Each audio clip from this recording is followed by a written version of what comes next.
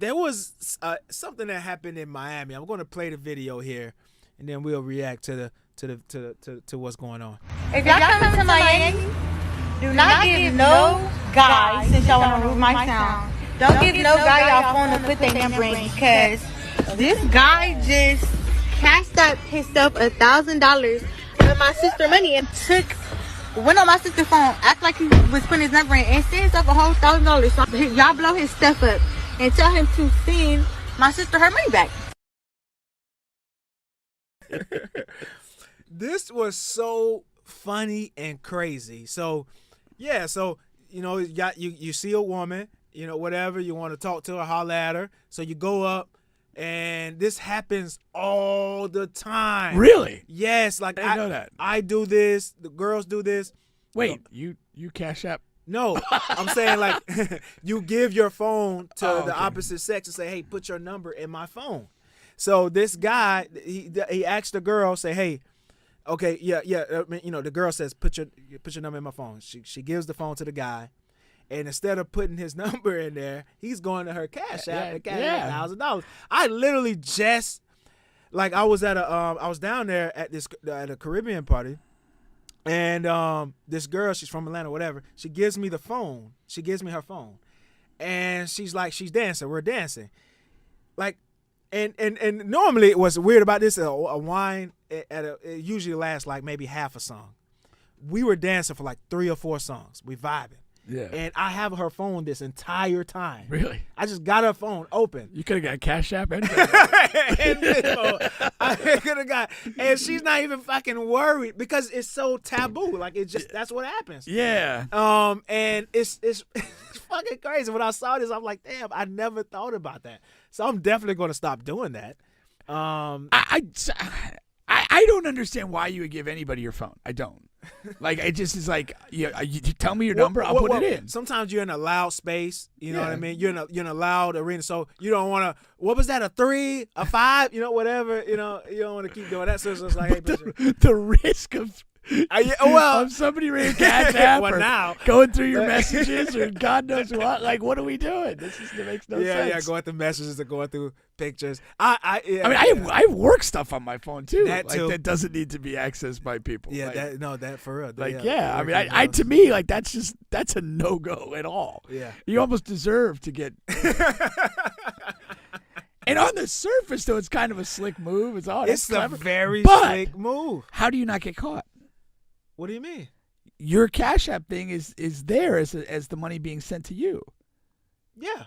So you could be tracked down.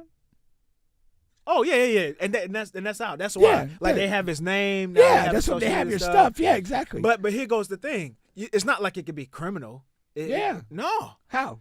Because it's he say she say. Hey, she sent me $1,000. Could still be. I mean, could still be. I guess it's all facts. You have no communication with this person other than meeting them at a club. You've known them for 3.5 minutes, and again, they've cashed out themselves $1,000. I'm not gonna get into a legal argument with you. I'm sure I'll lose, but I'm just saying, I'm sure I'll lose. Yeah. But it's just I don't know. It's close, but yeah, they do have his information. That's why they put it out there. They're like, hey, this guy? Tell him his name is XYZ. But it's very slick. It is very slick. Shout out to this guy. He's probably been doing it for a while. I'm sure it's not his first time. Exactly. He's on a Cash App roll. Was he at the same party you were? I don't know. Man. Did that girl look familiar? That's funny. But that's crazy. Wow. Yeah. I don't have the balls to do something. I don't have. Well, first of all, I don't fucking care to do anything like that. Let's clear that up first. Yeah. But I don't have the balls to do that, man. Yeah, I mean it's funny, but again, like what's the long play there? Like you're just by cash apping yourself, you're creating an electronic trail to yourself. Like this doesn't make sense. Unless he creates a dummy account, I don't know. It's still gonna be trackable to you if you get to that money. Yeah, if you get to. Unless you're gonna like layers and layers and layers for $1,000. Like, come on. And what are you talking about? He's probably not that advanced. Yeah, exactly. He's probably not. Everybody says, I would stop at nothing to ruin his life. I hate a thief. Yeah. Yeah, but for real though. And that's probably what they plan to do. To ruin his life. I don't know what these scams are like. That's the thing now. Like, I grew up in the selling drugs and robbing people's houses, like going in and like Sean Taylor, how he passed away. That's the era I grew up in. Like that's what guys were doing. The guys you looked up to. Those are the guys we wanted to be. Those are my heroes. Now, I don't, my nieces and nephews, they have to look up to these guys. Cash app thieves, the scammers, the guys that, the technology guys that go in and take your money at the gas pumps. You can't use your card at gas pumps. Like, everything is fucking, is touch and go. Yeah. And it's because of these scammer guys. And that's the wave now. And I guess though, it does raise some complications because, a lot of these, like, again, it's more difficult and complicated to track. Some of these scams like cross state lines and like kind of create jurisdictional issues and stuff like that. So, a lot of sophistication to it, and it's harder to track. But like honestly, like I really feel the penalties should be harsh for this stuff. Yeah. Especially like when you're kind of like defrauding like older people out of like their life savings and stuff like that. That's crazy stuff, man. It's crazy and it's low. Yeah, for sure. Like, get it out, get it off the muscle, man. Go get it off the muscle. Go risk your life if you want some money, man. If you got to do it like that. Or just do it 9 to 5. What the hell? Yeah. Pick up a trade. Go to school. Yeah. Further your education. That's right, man. I was telling my nieces we had this family out and we have one every like 25 years, and so that was your second. And I was telling my nieces, I had 2 nieces there. I'm like, they're like whatever, 17, 18, 19. I'm like, they already got these like jobs where they're working like whatever 9 to 5. I'm like you got really. Like you can do this, like, but yeah, both are just recently graduated, right? Okay. Both recently. I said you could do this at any point of your life. You can wake up at 40 and just go to whatever Publix and work like and there's nothing against that. But what I'm saying is take chances. Right. Now. Yeah. Whatever you want to do. Yeah. If you told me you wanted to be an astronaut right now, like that's in play. Yes. You know what I mean? I mean, like why are you in this rat race? Like, I don't understand. No, I'm big on that. Like, so content. You are like, in life, you're in certain windows of time. Like if you're somebody that like, is like single and has independent opportunity. I mean, even if you have somebody that like a parent or whatever, it's gonna like subsidize you going to school or subsidize you trying to get some sort of business off the ground. Like take advantage of that. Full advantage. The your decisions when you get later in life, your decisions and what when you have kids, if you're in a serious relationship, marriage setting, like all that impacts your ability to make snap decisions.